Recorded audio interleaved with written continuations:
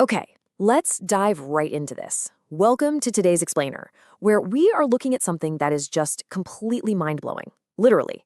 We're going to explore some absolutely fascinating research by Dr. Lara Boyd. She's a renowned brain researcher who has uncovered something incredible about how our everyday, normal behaviors actually physically and fundamentally alter our human physiology. Have you ever wondered why a friend can just magically pick up a new language in a few months?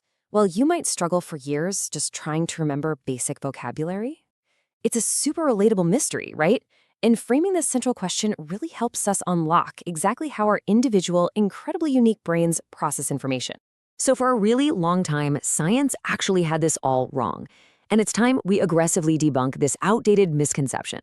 We used to think that after childhood or, right around puberty, your brain was basically cooked, done, fixed in place. We also thought that when you were just resting, your brain was entirely silent. Well, we now know that absolutely nothing could be further from the truth. In reality, your brain is highly active and constantly changing, even when you're just sitting there zoning out, thinking about nothing. And that brings us to a truly transformative discovery called neuroplasticity. Simply put, every single time you learn a new fact or practice a new skill, you are physically reorganizing your brain. It's a real game changer. And honestly, the best news? These continuous changes are not limited by your age. You are literally shaping your brain right now just by listening to me and understanding this concept. Let's move to section 1 and see how this builds, how your brain learns and the 3 basic ways it adapts. So we're talking about 3 main types of neuroplastic changes here: chemical, structural, and functional. And they are happening across your whole brain as we speak. Now, they can happen on their own, but most of the time, they're working together in concert to help you acquire new skills and retain information. Let's break them down real quick. First up, we have the contrast between chemical and structural changes. Think of chemical changes as your brain's quick fixes. They happen rapidly. Your brain transfers chemical signals between neurons, which supports short-term memory and quick improvements in motor skills. But structural changes? Well, those take time. This is where the brain actually alters the physical connections between neurons, and this is the crucial step that solidifies long-term memory. Okay, tell me if you've ever experienced this. Maybe you try to learn a new piano chord or, I don't know, how to juggle. You practice for an hour, you're doing great, and you think, awesome, I've got it. But then you try again the very next day and you're dropping balls everywhere, totally back to square one. So what happened? Well, you only made those rapid, short-term chemical changes. You essentially failed to induce the long-term structural changes that you actually need to retain the skill. And this is brilliantly illustrated in Dr. Boyd's research. For example, people who read Braille literally have enlarged sensory areas in their brains dedicated to their hands. Or think about London taxi drivers. They have to memorize this massive, incredibly complex map of the entire city just to get their license. And that specific behavior literally enlarges the brain regions devoted to spatial and mapping memories. It's like their brain physically bulked up for the job.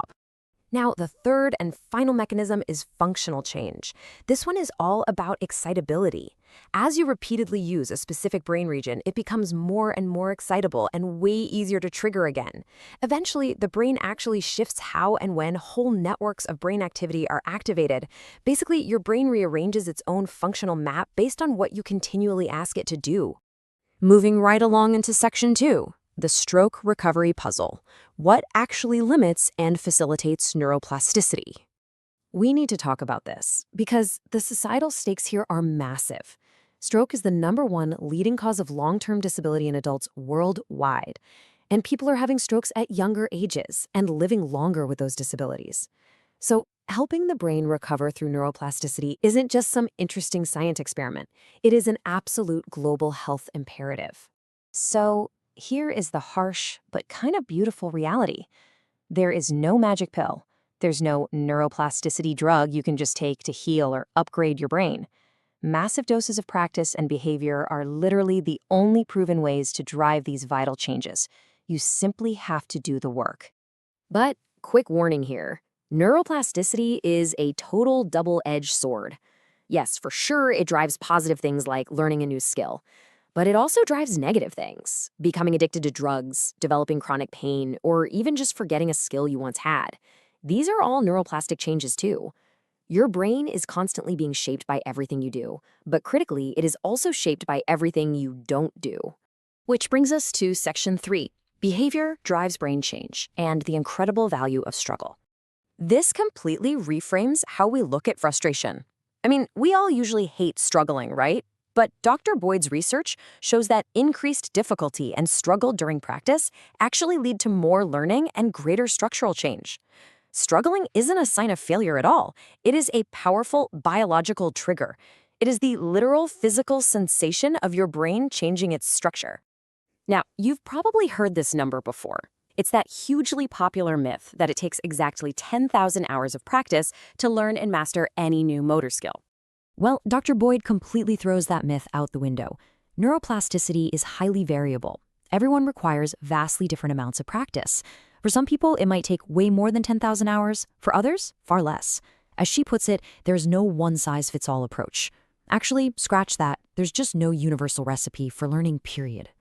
Section 4, personalized learning for you and optimizing your unique brain. Think about how we handle modern medicine now.